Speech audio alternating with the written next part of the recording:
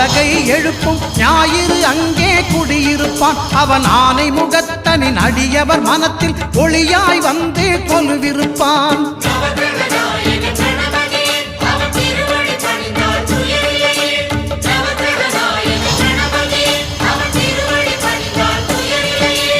ஒன்பது கோளும் ஒன்றாய் காண அங்கு கற்பகம் என்னும் கடவுளின் மெய்யில்